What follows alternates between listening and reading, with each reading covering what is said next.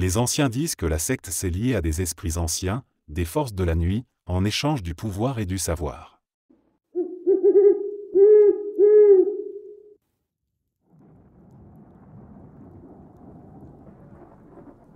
Dans certains quartiers reculés de Kisangani, une légende persiste malgré le temps, murmurée à voix basse par les anciens et redoutée par les plus jeunes. Il s'agit du Kimbilikiti, un esprit d'enfant qui erre entre les mondes, incapable de trouver le repos. Cette entité, selon les récits, n'est pas seulement une âme perdue, mais un spectre assoiffé de présence, de reconnaissance, de chaleur humaine qu'il n'a jamais vraiment eu de son vivant. Il y a quelques années, une famille venue de l'Ubutu s'était installée dans une vieille maison en bordure de la forêt. Une habitation modeste, mais solide, à l'écart du tumulte du centre-ville. Ils étaient discrets, presque invisibles, et ne parlaient pas beaucoup aux voisins. Parmi eux se trouvait un petit garçon, frêle, le regard toujours vide, comme si ses pensées vagabondaient ailleurs.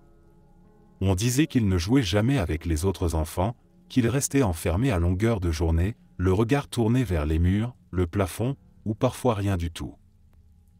Personne ne sut exactement ce qui lui arriva, mais un matin, la mère fut vue hurlant dans la rue, le corps sans vie de l'enfant dans les bras. Le petit n'avait pas été malade, aucune blessure visible, aucun signe d'empoisonnement. Juste un vide dans son regard, comme s'il était parti doucement, sans prévenir. Les funérailles furent rapides, presque bâclées, certains disaient qu'ils avaient peur de ce que son âme pourrait devenir. Les nuits suivantes furent marquées par une atmosphère lourde, un froid inhabituel pour la saison. Les voisins commencèrent à entendre des bruits étranges, des petits pas courant sur les toits, des rires étouffés venant de l'arrière-cour, et surtout, des pleurs, toujours les mêmes, à la même heure, comme si le temps s'était figé. Plusieurs personnes affirmèrent avoir aperçu une petite silhouette au pied du manguier derrière la maison, immobile, tournée vers la route. Avec le temps, les habitants évitèrent la ruelle qui longeait cette maison. Une femme, qui passait par là un soir, dit avoir senti une main glacée tirer sur sa robe. Elle s'était retournée, mais il n'y avait rien. Les gens commencèrent à murmurer, le Kimbilikiti était revenu. La maison fut abandonnée peu de temps après. Personne ne voulait y vivre, malgré les tentatives de la vendre à bas prix. Les rares courageux qui tentèrent l'expérience ne restèrent jamais plus de quelques nuits. On dit que l'esprit de l'enfant se manifeste à ceux qui osent l'ignorer, que ses pleurs hantent les murs, et que quiconque l'entend ne pourra plus jamais l'oublier. Aujourd'hui encore, si vous passez près de cette maison, certains vous diront de ne pas vous arrêter.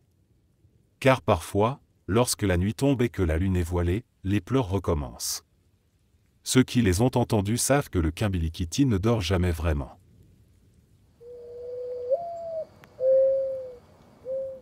Kinshasa a ses propres règles.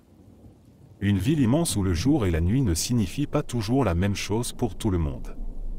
Le jour, c'est le tumulte, le commerce, le bruit des klaxons et les rires nerveux des enfants dans les ruelles de Lamba, Mazina ou Matete. Mais la nuit appartient à d'autres forces. C'est là qu'entre en scène l'histoire des Kuluna fantômes, un récit que beaucoup refusent d'appeler légende, car trop de témoins prétendent avoir vu l'impensable. Tout commence au début des années 2010, quand les Kuluna, ces gangs de rue armés de machettes, sèment la terreur dans les quartiers populaires. Ils frappent vite, sans remords, dévalisent les passants, pénètrent les maisons. Mais un jour, un bruit étrange commence à circuler. Certains d'entre eux ne seraient pas humains. Ils seraient autre chose. Plus rapides, plus forts, impossibles à arrêter. Les gens les appellent les Kuluna fantômes. Un soir d'août, dans le quartier de Ngaba, plusieurs témoins affirment avoir vu un groupe de ces Kuluna encerclés par la police. L'endroit était bouclé, les hommes armés, prêts à en finir avec ces criminels. Mais ce qui s'est passé ensuite dépasse l'entendement. D'un coup, la lumière a vacillé, une brume épaisse s'est levée, et les Kuluna se sont tout simplement volatilisés. Aucune trace. Comme s'ils n'avaient jamais été là. Les policiers, pourtant bien armés, se regardaient, tremblants. Certains ont même quitté leur poste après cette nuit. La rumeur enfle. Les Kuluna fantômes utiliseraient des fétiches puissants, des charmes de sorcellerie ancestrale pour devenir invisibles ou invincibles. On raconte que leurs chefs vont consulter des Nga, des maîtres mystiques, dans les profondeurs du Bas-Congo, pour se faire charger avant de revenir à Kinshasa.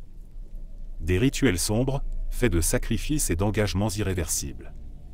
En échange, leur humanité se perd, mais ils obtiennent le pouvoir de passer entre les balles, d'échapper aux chaînes. Dans le quartier de Selambao, un jeune homme affirme avoir vu l'un de ses Kuluna se faire tirer dessus à bout portant. L'homme n'a pas bronché. Il s'est contenté de fixer son agresseur avant de s'évaporer dans l'ombre. Ce témoignage, comme tant d'autres, reste sans preuve tangible. Pourtant, la peur qu'ils inspirent est bien réelle. Aujourd'hui encore, certains disent que les Kuluna fantômes ne sont plus de simples hommes. Ils apparaissent là où la peur est la plus forte, là où la lumière est la plus faible. Et surtout, ils ne peuvent être arrêtés que par ceux qui connaissent leurs secrets. Ceux qui osent les affronter doivent être prêts à entrer dans un monde où le surnaturel se mêle à la rue. Et à Kinshasa, tout le monde sait, la nuit n'appartient pas à l'homme ordinaire. Il y a, dans le quartier de Matete à Kinshasa, un pont que les habitants connaissent bien, mais que beaucoup préfèrent ne plus traverser, surtout lorsque le soleil décline. Il n'est pas grand, ni particulièrement remarquable. Un simple passage surélevé qui enjambe une petite rivière oubliée, autrefois utile, aujourd'hui réduite à un filet d'eau sombre. Ce pont, pourtant banal en apparence, est le centre d'une histoire sombre, un lieu où la réalité semble vaciller. Il y a longtemps, raconte-t-on, un accident terrible s'y serait produit. Une femme, enceinte de plusieurs mois, aurait chuté du pont par une nuit de pluie battante. Le courant était fort, bien plus qu'habituellement. Son corps ne fut jamais retrouvé. Certains disent qu'elle aurait été entraînée dans les profondeurs par des forces invisibles. Depuis ce jour, les choses ne sont plus jamais revenues à la normale. Les témoignages, au fil des années, se sont accumulés. Des gens qui jurent avoir vu des silhouettes stationnées sur le pont au milieu de la nuit. D'autres qui affirment que des voix, faibles mais insistantes, les appelaient lorsqu'ils tentaient de le traverser. Des cyclistes, en pleine nuit, rapportent que leurs pneus se bloquaient sans raison, comme si une main invisible les retenait. Le plus étrange, ce sont les disparitions. Des adolescents, des hommes pressés rentrant du travail, des vendeurs ambulants tout disparus sans laisser de traces, leur dernier passage connu étant ce pont. Le plus troublant dans ces récits, c'est qu'aucun des disparus n'a jamais été retrouvé, ni vivant, ni mort. Leurs familles, impuissantes, en sont venues à accepter ce que certains appellent la malédiction du pont. Des tentatives ont été faites pour purifier le lieu. Des prêtres, des pasteurs, des ngas ont défilé, priant, brûlant des encens, versant des liquides sacrés dans l'eau. Mais rien n'a changé. Quelques jours de répit tout au plus, puis les phénomènes recommencent. Certains anciens du quartier disent que le pont est devenu un passage, pas seulement pour les vivants, mais aussi pour ceux qui errent entre deux mondes. Un lieu où les lois naturelles n'ont plus cours, où l'on peut basculer de l'autre côté sans s'en rendre compte. Même aujourd'hui, les gens qui n'ont pas le choix et doivent l'emprunter le font en silence, sans se retourner, évitant de fixer l'eau, le ciel ou les ombres. Un simple faux pas, ou un regard prolongé vers le néant, et il est dit qu'on peut sentir une brise froide vous frôler, avant de disparaître à jamais. Le pont de Matete est toujours là. Immobile, silencieux, témoin muet d'un mystère que nul n'a encore pu élucider. Mais une chose est certaine, il ne faut jamais s'y attarder lorsque la nuit tombe. Ceux qui l'ont fait ne sont jamais revenus.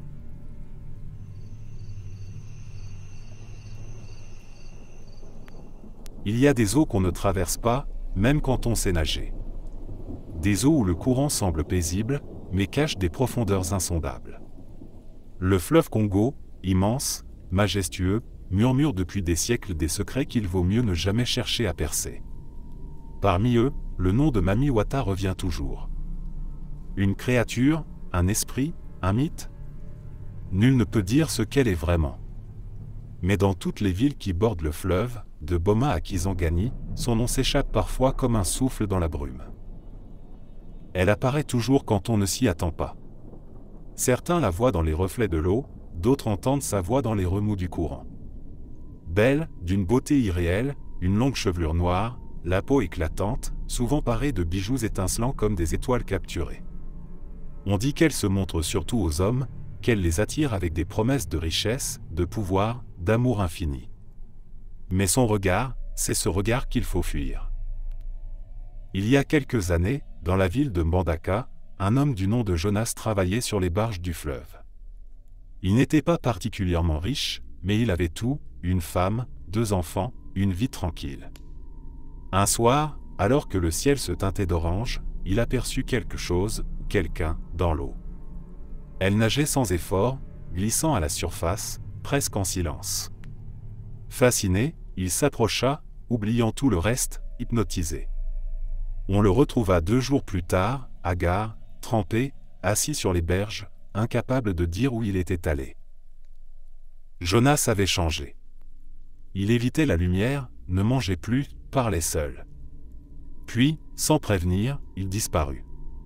Sa pirogue fut retrouvée au milieu du fleuve, vide.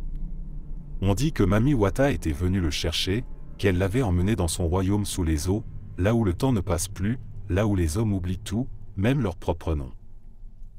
Les anciens avertissent toujours les jeunes, ne regarde jamais trop longtemps les eaux du fleuve, surtout au crépuscule. Si une voix douce t'appelle, n'y réponds pas. Si une silhouette se dessine dans les vagues, détourne les yeux. Car Mami Wata n'oublie jamais ce qu'elle a choisi. Elle offre beaucoup, mais prend encore plus. Même les pêcheurs les plus aguerris refusent de naviguer certains soirs, quand le vent change et que l'eau devient trop calme, comme si le fleuve retenait son souffle. C'est alors que l'on sent sa présence. Une brise douce, presque agréable, mais trompeuse. Un parfum de fleurs qui ne pousse nulle part ici. Et ce chant si mélodieux, si lointain, qu'on croit d'abord rêver. Mais ce n'est pas un rêve. Car ceux qui suivent Mami Wata ne reviennent jamais vraiment. Ou alors, changés à jamais.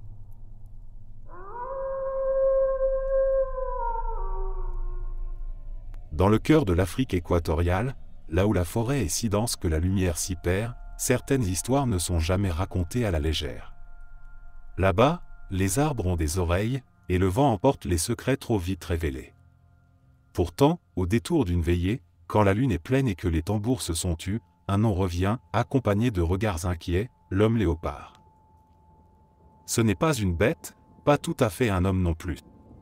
Il serait les deux. Un être capable, la nuit tombée, de se métamorphoser en léopard pour hanter les villages, se venger de ses ennemis ou satisfaire une faim que rien ne peut apaiser. Son origine se perd dans le temps, entre les mythes des peuples bantus et les récits plus récents de chasseurs disparus. Dans un petit village non loin de Mbandaka, un vieillard se souvient encore de la terreur qui s'était abattue sur leur communauté il y a de cela plusieurs décennies. C'était pendant la saison des pluies, quand l'humidité collait à la peau et que les rivières débordaient, coupant les chemins. Une nuit, des cris s'élevèrent d'une case à la lisière de la forêt. Un homme, connu pour sa rudesse, avait été attaqué, déchiré comme par une bête sauvage. Mais aucun animal ne laissait de telles traces. Les anciens examinèrent le sol. Des empreintes de léopard, oui, mais étranges, trop larges, trop profondes, et curieusement mêlées à celles d'un pied humain.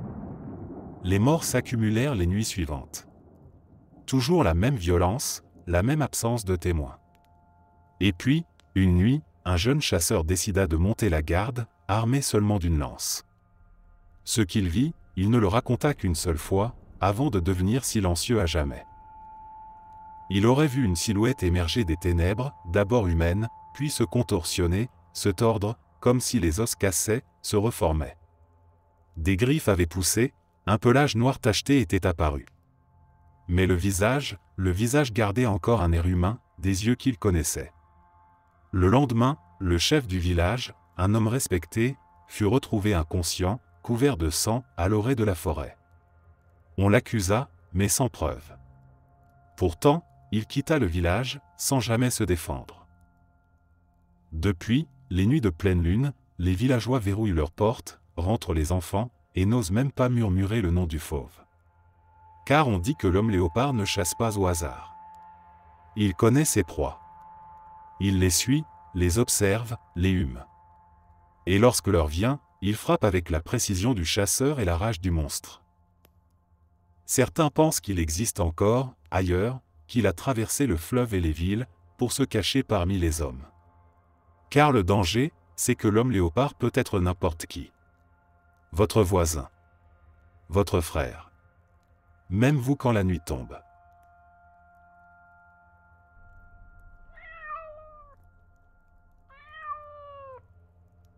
Les grandes villes ont toutes leurs secrets. Des endroits où le béton craque sous des pas que personne n'a entendus, des rues où les lampadaires clignotent sans raison, comme si quelque chose les effleurait. Brazzaville n'échappe pas à cette règle, surtout la nuit, quand la ville ralentit, que le brouhaha laisse place au silence, et que seules les rumeurs continuent de circuler. Parmi elles, l'une est persistante, inquiétante, le taxi fantôme. L'histoire a commencé doucement. Quelques disparitions, d'abord. Un étudiant, un employé de bureau, une vendeuse de nuit. Tous avaient pris un taxi pour rentrer chez eux, et aucun n'est jamais arrivé à destination. Leur téléphone sonnait dans le vide. Leurs traces se perdaient après avoir monté à bord d'un véhicule banalisé, sans plaque ou aux vitres teintées. Mais ce qui a semé le trouble, ce sont les témoignages de ceux qui ont survécu. Des récits troublants, semblables, presque identiques, comme s'ils avaient vécu un rêve ou un cauchemar collectif. Une femme affirme avoir arrêté un taxi sur l'avenue de la Paix, tard dans la nuit. La voiture était propre, silencieuse, presque trop silencieuse. Le chauffeur ne parlait pas, ne tournait même pas la tête, conduisait droit, méthodique.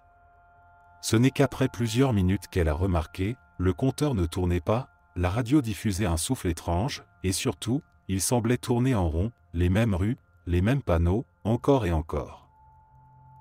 Quand elle a voulu sortir, les portières étaient verrouillées. Le chauffeur restait figé, comme une statue. Il ne respirait même pas. Ce n'est que lorsqu'elle a commencé à prier à haute voix que la voiture a ralenti, les portes se sont ouvertes et elle a été projetée dehors. Lorsqu'elle s'est relevée, l'avenue était vide et le taxi avait disparu, comme s'il n'avait jamais existé. D'autres parlent de sensations étranges dans le véhicule. Un froid glacial malgré la chaleur étouffante, une odeur de terre humide, et cette impression, tenace, d'être observé, non pas par le chauffeur, mais par la voiture elle-même. On raconte que le taxi fantôme n'a pas de conducteur. Ou peut-être que le conducteur n'est plus vivant depuis longtemps. Certains pensent qu'il s'agit d'un esprit vengeur, d'autres d'un véhicule maudit, utilisé jadis pour des sacrifices. Les autorités nient l'existence de ce phénomène, bien sûr. Les taxis ne manquent pas dans Brazzaville, et les histoires de disparition sont, selon eux, banales dans une ville de cette taille. Mais dans les rues, surtout à Poto-Poto ou Talangaï, tout le monde connaît quelqu'un qui a vu ce taxi, ou pire, y est monté. Ceux qui l'ont fait, même s'ils en sont sortis vivants, ne sont plus jamais les mêmes. Aujourd'hui, beaucoup refusent de prendre un taxi passé minuit. Ils préfèrent marcher, même longtemps, plutôt que de risquer de monter dans une voiture qui les mènerait ailleurs. Car si l'on en croit les récits, le taxi fantôme ne conduit pas vers chez vous. Il vous emmène ailleurs, là où l'on ne revient pas.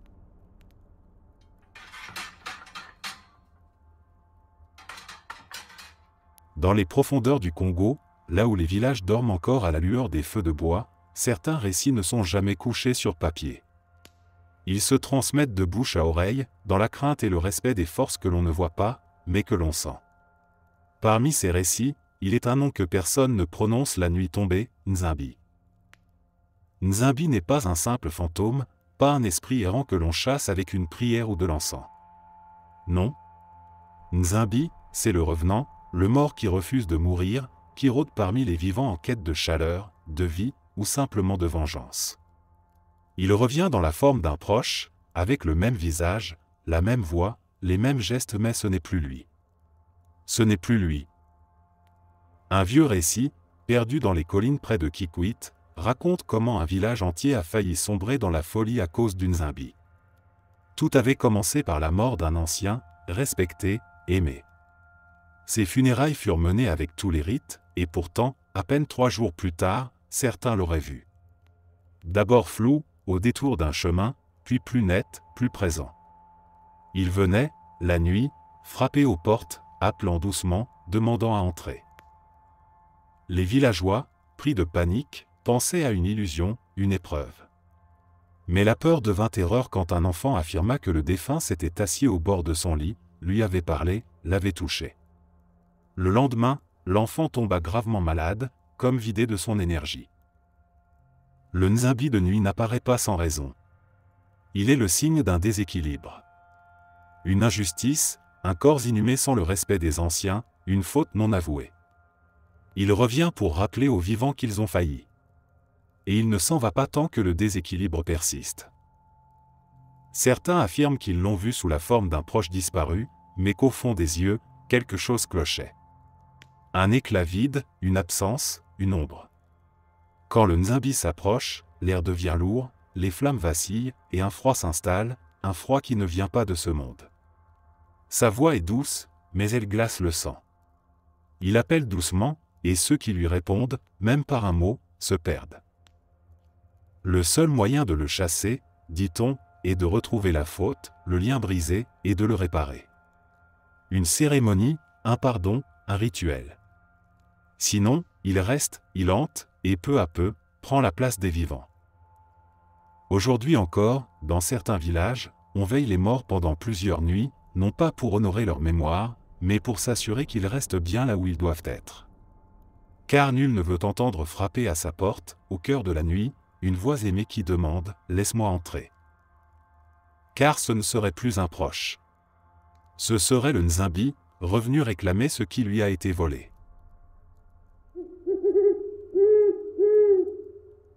Le fleuve Congo n'est pas un simple cours d'eau. C'est une entité vivante, gigantesque, capricieuse. Ses eaux sombres, presque opaques, semblent cacher bien plus que des poissons ou des rochers. Pour ceux qui le connaissent vraiment, qui y ont grandi, il est source de vie et de mort. Car parfois, dans ses profondeurs, quelque chose remonte. Quelque chose qui n'a rien d'humain, mais qui ne l'est pas tout à fait non plus. On l'appelle l'homme crocodile. Dans les villages de pêcheurs, on évite de parler de lui à voix haute. Il rôde surtout la nuit, entre deux marées, lorsque la brume s'élève et que l'on ne distingue plus l'eau du ciel. Les pirogues s'arrêtent, les moteurs se taisent, car c'est à ce moment-là que la gueule se réveille. L'histoire la plus connue remonte à une dizaine d'années. Elle vient de Lukolla, un village coincé entre les mangroves et la forêt dense. Un pêcheur expérimenté, nommé Basile, avait l'habitude de partir seul, bien avant l'aube, pour lancer ses filets là où personne n'osait s'aventurer. Il connaissait le fleuve, savait lire ses courants, ses humeurs. Mais un matin, sa pirogue n'est pas revenue. Les hommes du village sont partis à sa recherche. Ils ont trouvé l'embarcation, flottant doucement, sans but. Dedans, les filets étaient intacts, les rames encore humides. Mais Basile avait disparu. Pas une trace de lutte, pas une éclaboussure de sang. Rien. Sauf une empreinte, gravée dans le bois de la pirogue. Une marque étrange, un mélange de griffes et de doigts, comme si une créature mi-homme mi-bête s'était hissée à bord. Les anciens ont compris immédiatement. L'homme crocodile avait frappé. Ils ont raconté que jadis, un sorcier avait été jeté dans le fleuve, attaché, pour avoir utilisé la magie noire. Il n'était pas mort, disait-on. Il avait survécu dans les eaux, fusionné avec les esprits du fleuve, avec les bêtes qui le hantent. Depuis, il revient, pour se venger des vivants, pour leur rappeler qu'il est toujours là, dans l'ombre liquide. Les témoignages sont rares, mais ils existent. Un jeune homme, revenu à moitié fou, jure avoir vu la créature.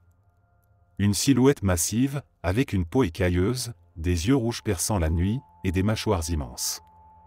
Il l'aurait vu se hisser lentement sur la rive, marcher sur deux jambes, avant de plonger dans l'eau avec un cri guttural qui résonne encore dans ses cauchemars. Depuis ce jour, à Lukolla, personne ne pêche seul. Et quand la brume tombe sur le fleuve, on s'enferme, on éteint les feux, on prie. Car dans le silence, si l'on écoute bien, on entend parfois un clapotis régulier, comme des pas lourds dans l'eau. Une odeur de vase, de chair, et ce bruit, ce souffle rauque celui du crocodile-homme, qui n'oublie jamais ceux qui osent le défier.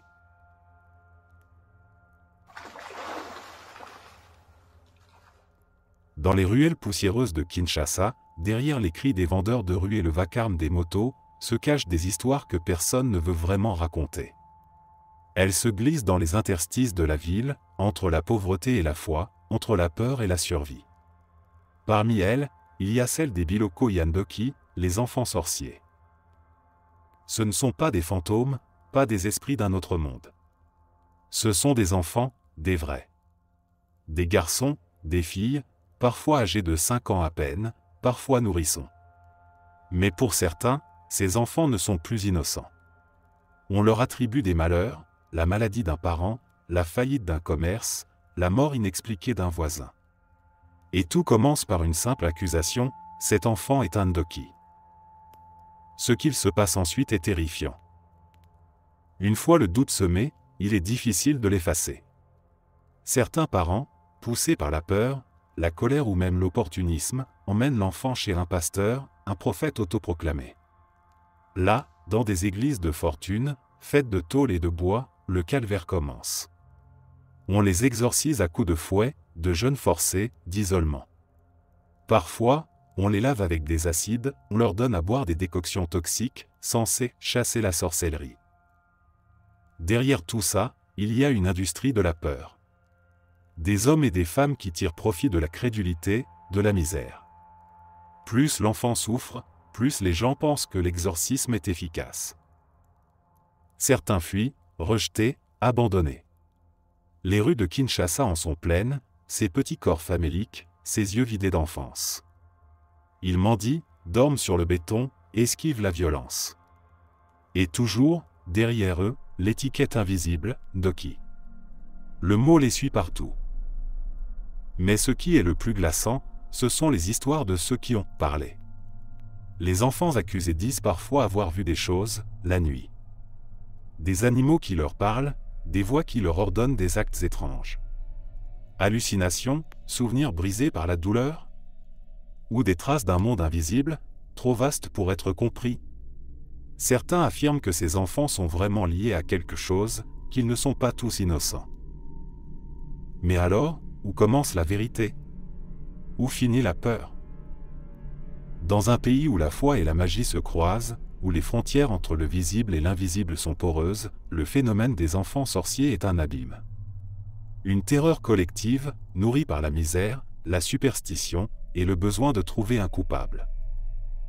On raconte qu'un jour, un prophète a tenté de purifier un groupe entier d'enfants, convaincu qu'il détenait un pouvoir immense. Le rituel a mal tourné. Le feu s'est répandu. Les enfants ont fui, le bâtiment a brûlé. Depuis ce jour, certains disent que leurs esprits errent encore, cherchant justice. Ou vengeance. Personne ne sait vraiment. Tout ce que l'on sait, c'est que dans certaines rues, à la tombée de la nuit, il ne faut jamais refuser l'aumône à un enfant seul. Car peut-être qu'en ce moment précis, vous croisez le regard d'un Biloko Yandoki, et que lui, ne vous oubliera pas.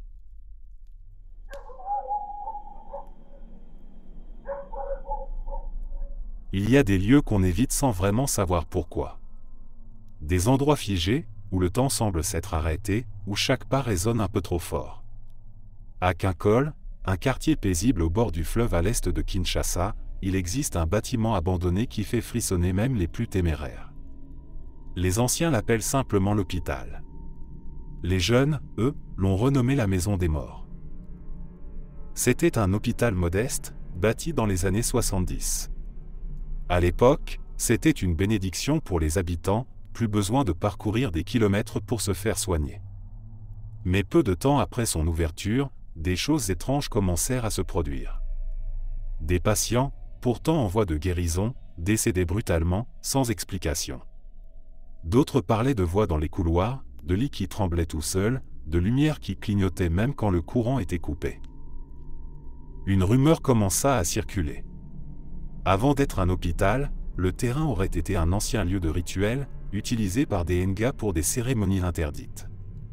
On disait que le sol était maudit, qu'il ne fallait pas y construire. Les bâtisseurs n'avaient pas écouté. Ils auraient dû. L'événement qui a scellé le sort du lieu, c'est l'incendie. Une nuit, un feu s'est déclaré dans la salle des urgences. Les murs ont brûlé, mais aucun cadavre n'a été retrouvé. Pourtant, 6 patients et 2 infirmiers avaient disparu. Volatilisés. Depuis ce jour, l'hôpital a été fermé, laissé tel quel, comme si on avait eu peur d'y toucher. Aujourd'hui, le bâtiment tient encore debout, rongé par le temps, la végétation grimpant lentement sur les murs fissurés. Les vitres sont brisées, les couloirs plongés dans une pénombre perpétuelle. Pourtant, des gens continuent d'y entrer, attirés par le frisson ou le défi. Certains en ressortent rapidement, pâles, tremblants, sans un mot. D'autres refusent de raconter ce qu'ils ont vu, comme si même parler du lieu leur faisait revivre l'horreur. Il y a quelques mois, un groupe de jeunes du quartier a voulu filmer l'intérieur pour les réseaux. Caméras, lampes, tout l'attirail. Ce qu'ils ont enregistré ce soir-là a été supprimé rapidement, mais certains ont vu un extrait, un long couloir vide, puis, au fond, une silhouette blanche, flottante, avançant lentement vers eux, sans bruit. La caméra a tremblé, les cris ont éclaté, puis plus rien. Depuis, l'un d'eux n'a plus prononcé un seul mot. Les autres ont quitté le quartier. Certains soirs, quand le vent souffle fort, on dit que les murs de l'hôpital murmurent encore.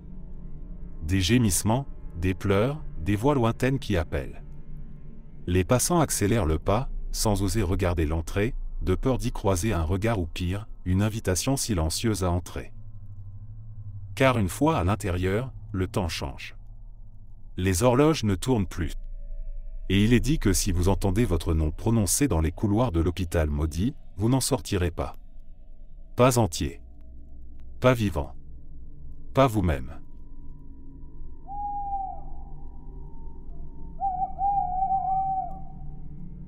La forêt équatoriale congolaise est un monde à part. Une mer de verre infini, de lianes entremêlées, d'arbres géants qui forment un plafond vivant, impénétrable. Là-bas, le silence n'existe pas. Les oiseaux crient, les insectes bourdonnent, le vent gémit à travers les feuillages. Et pourtant, parfois, ce tumulte cesse, sans raison. Le calme devient oppressant, comme si la forêt elle-même retenait son souffle. Ce sont ces moments-là que redoutent les habitants des petits villages enclavés. Car c'est alors que le chasseur invisible entre en scène. Ce n'est pas une créature, ni un animal. C'est une présence. Une force ancienne, indéfinissable, que l'on ne voit pas, mais que l'on sent. Elle n'a pas de forme, ni de visage.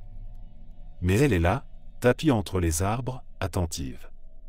Elle suit les pas de ceux qui osent s'aventurer trop loin, de ceux qui ne respectent pas les lois non écrites de la forêt. L'histoire d'un groupe de chercheurs biologiques, venus cartographier une zone reculée de la Tshopo, a marqué les esprits. Ils étaient 6, bien équipés, expérimentés.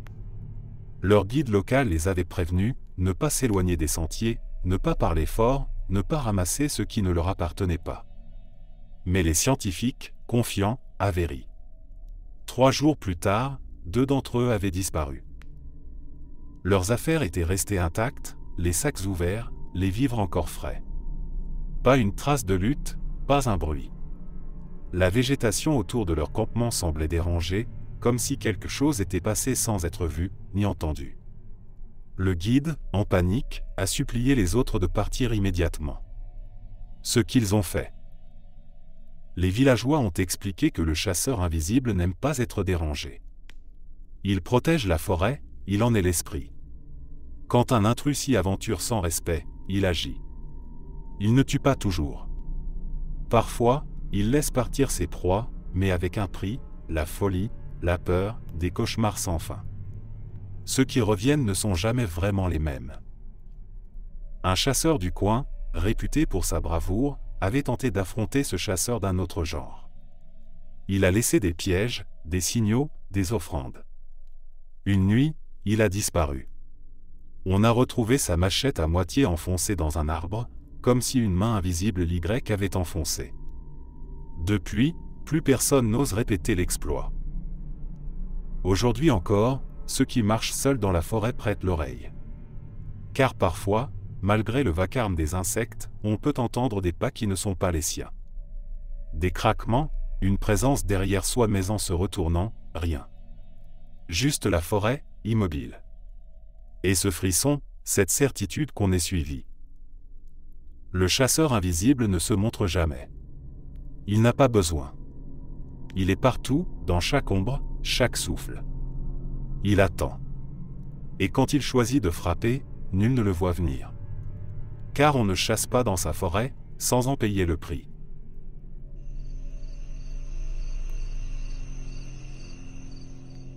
Le fleuve Congo, vaste et impénétrable, ne se contente pas de transporter des bateaux, des marchandises ou des pêcheurs. Il porte aussi des souvenirs, des chuchotements, des secrets. Les eaux sont lourdes, épaisses, marquées par les histoires de ceux qui s'y sont perdus. Et parmi ces histoires, il y en a une que les pêcheurs n'osent partager que lorsque la brume est dense et que les étoiles sont absentes. Celle du passeur d'âmes. Il est dit qu'il existe, quelque part sur le fleuve, une barque qui ne fait jamais demi-tour. Une pirogue usée par le temps, sans couleur, sans nom, guidée par un vieux batelier au visage voilé. Il n'a pas de voix, pas de regard, seulement ce silence qui vous enveloppe comme un linceul. Ce passeur-là n'attend pas qu'on le hèle. Il vient chercher ceux qui sont à la frontière, ceux dont l'âme flotte entre deux mondes, entre vie et mort. Les anciens racontent que quand quelqu'un est proche de mourir, surtout près du fleuve, il entend d'abord le son de l'eau, différent, plus profond, plus lent. Puis, un léger clapotis, comme des rames caressant la surface. Et enfin, un chant lointain, presque doux, qui vous attire. Un homme de Maluku l'a vu, ou du moins, c'est ce qu'il a raconté avant de sombrer dans un coma dont il ne s'est jamais réveillé. Il pêchait, seul, à l'aube, quand la brume s'est épaissie. Une barque est apparue, dérivant sans bruit. Le batelier n'a rien dit, il a juste tendu la main. L'homme a reculé, perdu l'équilibre, et tombé dans l'eau glacée. Les autres pêcheurs l'ont repêché à temps. Mais depuis ce jour, il n'a plus jamais parlé. Certains disent que son âme est restée sur la barque, que le passeur l'a prise, malgré son corps encore en vie. Il est dit que le passeur ne prend pas seulement les mourants. Il erre aussi à la recherche des âmes errantes, perdues, tourmentées. Les gens qui disparaissent près du fleuve sans explication? C'est lui. Il monte dans la barque sans le vouloir, fasciné, piégé par une paix trompeuse. Car une fois à bord, il n'y a plus de retour. Les rames plongent lentement, et la barque s'efface dans le brouillard. Il n'y a qu'une façon d'éviter son appel, dit-on, ne jamais fixer longtemps le fleuve, surtout à la tombée du jour. Car si vous voyez la barque une fois, il reviendra. Il n'oublie pas les visages. Les vieux du fleuve murmurent que son nom n'a jamais été prononcé, que c'est un esprit ancien, né avec le fleuve, et qu'il existera tant que l'eau coulera. Le passeur d'âme ne tue pas. Il transporte. Mais il ne choisit pas. Et surtout, il ne refuse jamais une âme qu'on lui offre. Alors, si vous entendez les rames dans la brume, détournez le regard. Ou montez. Car la barque n'attend jamais deux fois. Kintambo, c'est un quartier de Kinshasa où tout le monde semble connaître tout le monde. Les marchés y sont bruyants, vivants, remplis d'odeurs de poissons grillés, d'épices, de poussière. Mais derrière ce quotidien apparent, il se cache un autre marché. Un lieu dont personne ne parle à voix haute, qu'aucune carte ne mentionne, et que l'on ne trouve jamais, à moins d'être invité. On l'appelle le marché des sorciers. Les anciens l'évoquent à demi-mot, les yeux fuyants. Il serait quelque part entre les ruelles étroites derrière la grande avenue, dissimulé entre des murs décrépits, là où la lumière du jour ne pénètre jamais vraiment. Il ne s'ouvre que certaines nuits, selon un cycle que nul ne comprend, et ceux qui y vont n'en parlent jamais. Ou disparaissent. On dit que ce marché ne vend rien de ce que l'on trouve ailleurs. Pas de légumes, ni de tissus, ni de babioles. Là-bas, les étals sont couverts de choses étranges, des crânes, des ossements, des poudres de couleurs impossibles, des artefacts noués de cordes noires. Tout a une odeur de terre, de cendre, et d'autres choses, quelque chose de plus ancien, de plus sauvage. Le plus troublant, c'est que le marché change d'endroit. Ceux qui y sont allés jurent qu'il n'est jamais au même endroit deux fois. Comme s'il se déplaçait, échappait à la logique. Et même lorsque l'on suit quelqu'un qui prétend le connaître, le chemin devient flou, une rue, un détour, un escalier qui ne devrait pas être là et soudain, on y est. Un jeune homme a raconté, les yeux hagards, qu'il y avait été conduit par un ami. À l'entrée, un homme au visage couvert lui aurait demandé ce qu'il venait vendre. Car c'est la règle, on n'achète rien sans offrir quelque chose en échange. Une promesse, un souvenir, ou pire une partie de soi. Le jeune homme a refusé, a tenté de faire demi-tour. Mais le chemin avait disparu. Il a couru, sans regarder en arrière. Depuis, il ne dort plus. Certains affirment que ce marché n'est qu'un mythe, une invention pour faire peur aux enfants. Pourtant, il y a des signes. Des gens trop riches, trop vite, dont on dit qu'ils ont acheté leur fortune là-bas. Des malheurs soudains, dans les familles de ceux qui cherchaient le marché. Et ces objets étranges qui apparaissent parfois dans les ruelles au petit matin, comme oubliés par erreur. Le plus inquiétant, c'est cette rumeur, le marché vous appelle, vous attire, vous piège.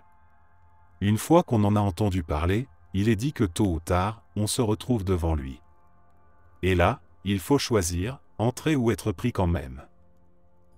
Mais attention, ce qui est acheté au marché des sorciers ne vous appartient jamais vraiment.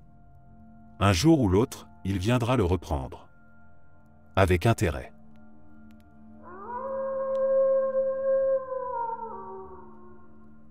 Entre Brazzaville et Pointe-Noire s'étend la voie ferrée du chemin de fer Congo-Océan, vestige d'un autre temps. Une route de fer traversant forêts épaisses, collines et villages figés dans l'attente.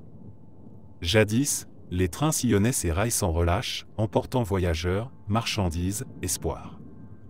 Aujourd'hui, certains tronçons sont abandonnés, les gares en ruine, le métal rongé par la rouille et le silence. Et pourtant, certains disent que le train roule encore. Pas un train normal. Le train de minuit. Il ne figure sur aucun horaire, ne part d'aucune gare connue. On ne le voit pas venir. On l'entend. Toujours au cœur de la nuit, jamais avant, jamais après. Un sifflement long, lugubre, venu de loin, qui transperce le sommeil. Puis le grondement des roues sur les rails, régulier, pesant, comme si la terre elle-même résonnait. Certains affirment avoir vu ces phares percer la brume, ces wagons défilant à vive allure sans conducteur visible. Un vieil homme, ancien cheminot à Mandouli, a raconté avoir vu le train alors qu'il réparait des voies, bien après la fermeture de la ligne. Il dit avoir senti le sol vibrer, avoir levé les yeux, et là, il était là. Mais le train n'était pas tout à fait réel. Flou, comme fait de brume et de lumière, il est passé sans bruit, sans soulever la moindre poussière.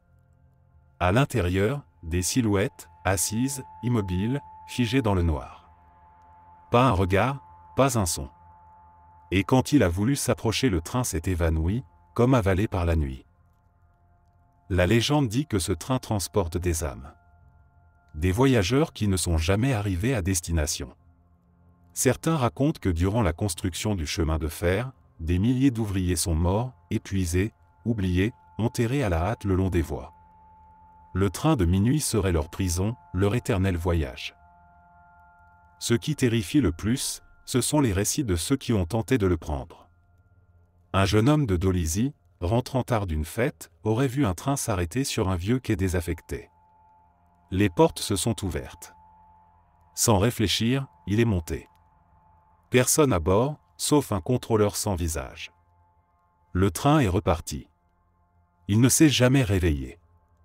Son corps a été retrouvé 3 jours plus tard au milieu de la forêt, sans blessure, le regard perdu dans le vide. Depuis, les habitants des villes traversées par l'ancienne voie ferrée ferment leurs fenêtres la nuit. Surtout quand le vent souffle du nord, portant avec lui le sifflement du train. Car il est dit que si vous entendez le train de minuit, il ne faut jamais sortir. Et surtout, ne jamais lui faire signe. Car il pourrait s'arrêter et vous emmener là où les rails ne reviennent jamais.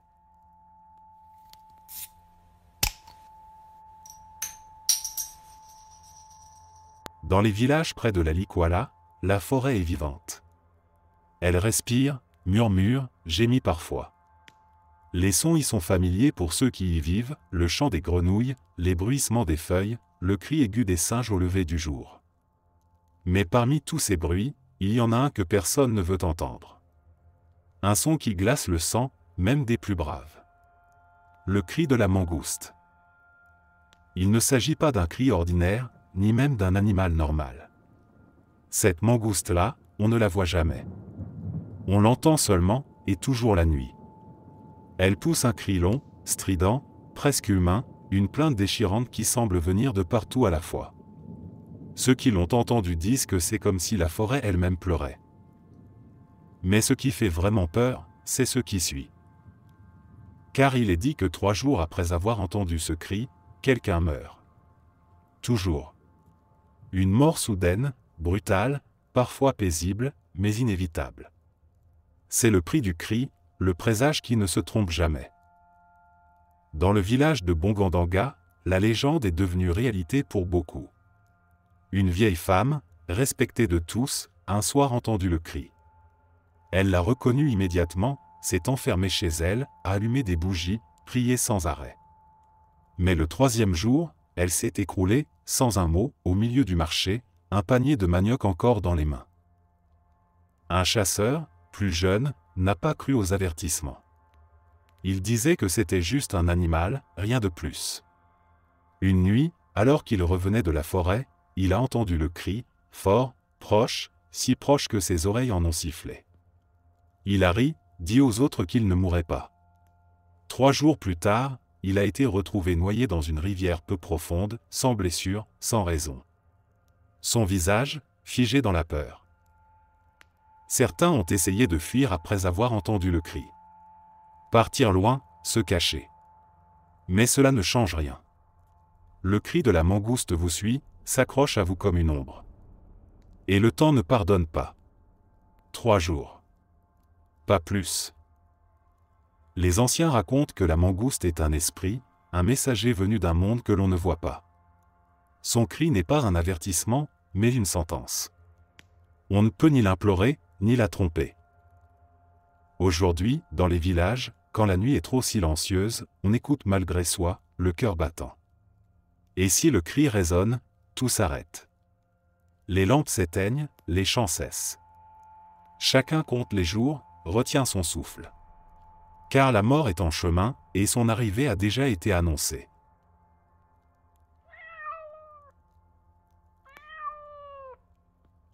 Certains cauchemars ne se terminent pas au réveil. Ils s'accrochent, comme une suie noire dans les poumons, une sueur froide dans la nuque. À Ndjili, dans l'est de Kinshasa, il y a une légende que peu osent évoquer à voix haute, tant elle semble irréelle, et pourtant trop de gens en ont parlé, trop de détails concordent. On l'appelle le mangeur d'âmes. On ne le voit pas, pas vraiment. C'est une présence. Un poids. Un souffle glacial. Il vient la nuit, mais ce n'est pas un rêve. C'est autre chose. Ceux qui ont vécu cette expérience décrivent tous la même sensation, une paralysie complète, une impossibilité de bouger, de parler, même de crier. Comme si une force invisible les écrasait. Tout commence de manière banale. Une nuit, comme les autres. Le corps fatigué, le sommeil qui arrive lentement. Puis soudain, une impression étrange, une tension dans l'air. Le silence devient épais, presque vivant. Puis, le souffle. On sent un souffle glacé au bord de l'oreille, une respiration lente, rauque, comme celle d'un animal tapi dans l'ombre. Et l'on comprend qu'on n'est pas seul. Les yeux ouverts, mais le corps figé, on le sent. Quelque chose grimpe lentement sur la poitrine, s'installe, pesant, dévorant. Le cœur s'emballe, le cerveau hurle, mais aucun son ne sort. À ce moment précis, les victimes disent sentir leur énergie fuir, leur esprit se vider. Comme si une partie d'eux était arrachée. Le lendemain, quand ils se réveillent, un vide est là.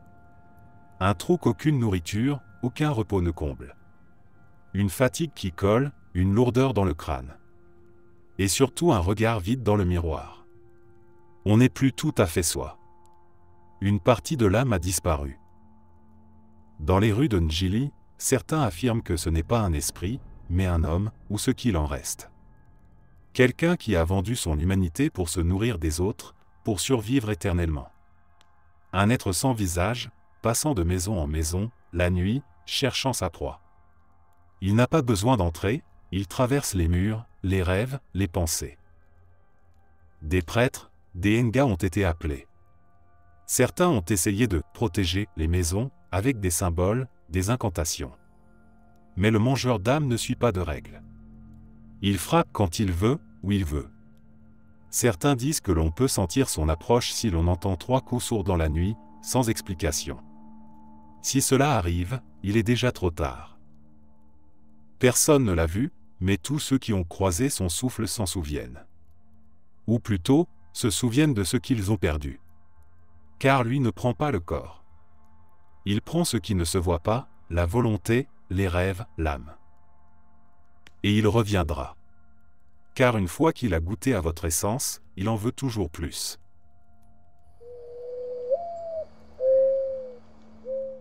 Dans les quartiers sombres de Brazzaville, entre ruelles étroites et toits de tôle, les hiboux ne sont pas des oiseaux ordinaires. Leur cri lugubre, qui fend la nuit, n'est pas vu comme un simple bruit de la nature. Non. Là-bas, quand on entend le hibou, on se tait.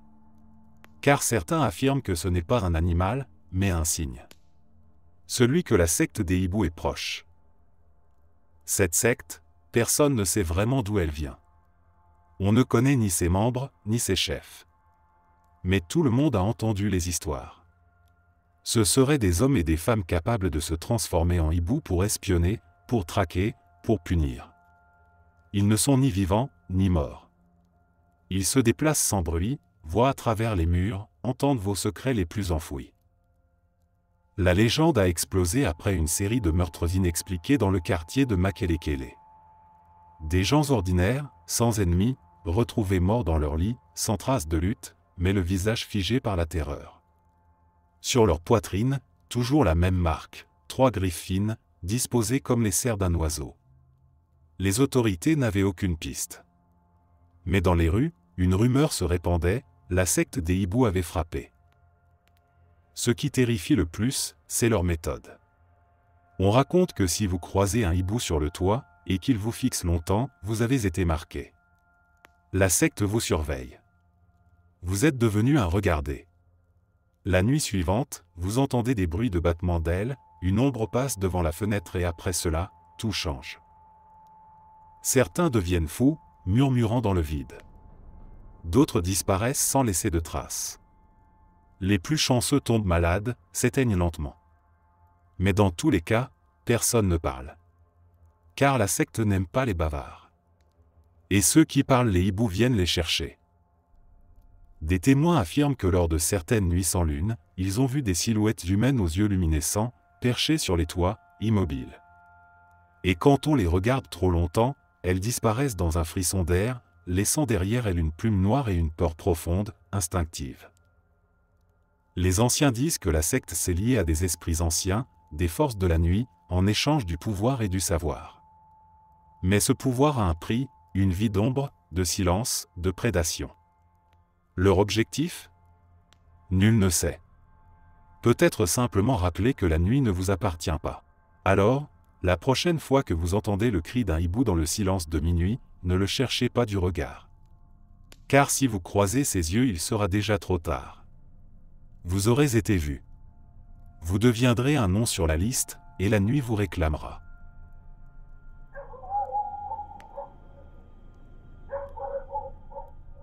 Au cœur du Congo, dans certains villages oubliés, il existe des objets que personne n'ose toucher, des reliques gardées comme des fardeaux, enfermés dans des sanctuaires de terre battue, scellés par des prières, des chaînes, des symboles.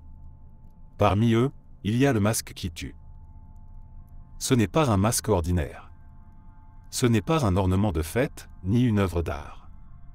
C'est un artefact ancien, transmis depuis des générations, qu'aucun sculpteur n'admet avoir façonné. Son origine se perd dans la nuit des temps. On le dit fabriqué non pas par des mains humaines, mais par un esprit, ou sous sa dictée, dans le but de garder l'équilibre entre les mondes. Mais ce pouvoir est devenu une malédiction. Le masque est magnifique et terrifiant. Sculpté dans un bois noirci que le feu ne brûle pas, incrusté de pierres rouges qui brillent dans l'obscurité. Sa forme évoque à la fois le visage humain et l'animal, mais aucun être vivant ne lui ressemble vraiment. Ce masque, dit-on, ne doit jamais être porté, sauf par celui qui a été initié, lié par le sang, par les esprits, par des rites dont la brutalité dépasse l'imagination. Il y a quelques années, dans un petit village près de Lodja, un groupe de jeunes en quête de sensations interdites a voulu voir le masque. C'était la saison sèche, la forêt semblait endormie, le ciel sans nuages. Ils ont forcé la porte de la case sacrée. Le masque était là, posé sur un socle de pierre, intact malgré les années. Un garçon, défiant les autres, a ri. Il a soulevé le masque, le tenant devant son visage. Juste pour voir ce que ça fait. Il l'a mis. Un instant. Il est tombé au sol, raide, sans un cri. Les autres ont fui, terrifiés. Lorsqu'ils sont revenus avec les anciens, son corps était froid. Le masque était de nouveau à sa place, comme si rien ne s'était passé. Il n'avait aucune blessure. Mais son visage était figé dans une expression de terreur pure, ses yeux grands ouverts, comme s'il avait vu quelque chose que l'esprit ne peut supporter. Depuis ce jour, le village vit dans la peur. Le masque n'a plus jamais été ouvert. Les anciens ont renforcé les barrières, multiplié les rituels. Certains disent que la malédiction ne s'est pas arrêtée là. Les autres garçons, ceux qui étaient là, sont morts les uns après les autres dans des accidents étranges. Un feu, une noyade, un mur qui s'effondre.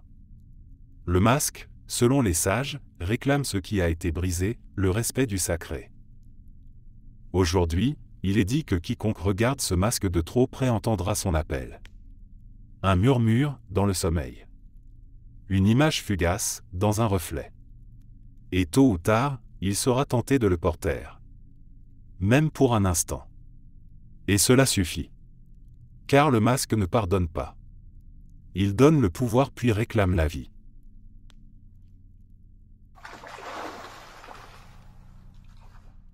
Dans le quartier central de Gombe, à Kinshasa, les distributeurs de billets sont nombreux, mais un en particulier attire l'attention pas pour les bonnes raisons.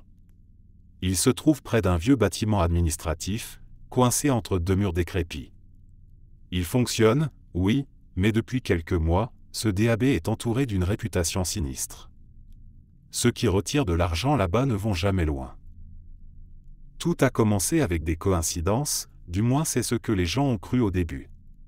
Un jeune homme, bien connu dans le quartier, a retiré de l'argent un soir, vers 23 heures. Le lendemain, il était retrouvé sans vie dans son appartement. Crise cardiaque, disaient les autorités.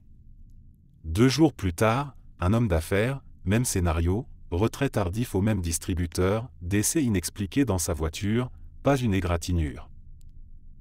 Les gens ont commencé à murmurer. Ce DAB était maudit. Quelqu'un ou quelque chose y avait jeté un sort. Les motifs?